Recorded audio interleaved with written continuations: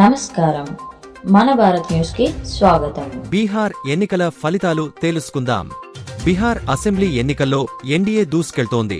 ప్రధాని మోదీ, ముఖ్యమంత్రి నితీశ్ కుమార్ అమలుపరిచిన వ్యూహం పూర్తిస్థాయిలో ఫలించింది. మొదటి నుంచే బీజేపీ జేడీయూ కూటమి ఆధిక్యాన్ని నమోదు చేస్తూ మెజారిటీ మార్క్ను దాటింది. 243 స్థానాలకు జరుగుతున్న కౌంటింగ్లో ఎన్డీఏ కూటమి 188 సీట్లలో ముందంజలో ఉండటం మోదీ అస్త్రం ఎంత ప్రభావం చూపిందో స్పష్టంగా చూపిస్తోంది. డబుల్ ఇంజిన్ సర్కార్తోనే బీహార్ అభివృద్ధి సాధ్యమని ప్రధాని మోదీ, నితీశ్ ప్రచారం చేసిన మెసేజ్ ఓటర్లను బాగా ఆకట్టుకుంది.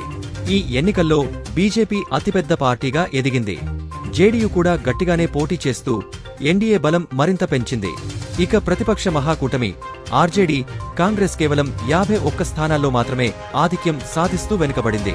ప్రశాంత్ కిషోర్ జన్ సూరజ్ పార్టీ ఎన్నికల్లో పెద్దగా ప్రభావం చూపలేదు అని ట్రెండ్స్ స్పష్టంగా వెల్లడిస్తున్నాయి. మొత్తానికి బీహార్ ప్రజలు మరోసారి ఎన్డీఏనే నమ్ముకున్నారనే ఫలితం బయటపడుతోంది. మోదీ, నితీశ్ నాయకత్వంపై నమ్మకం, అభివృద్ధి హామీలే ఈ భారీ మెజార్టీకి ప్రధాన కారణాలుగా కనిపిస్తున్నాయి.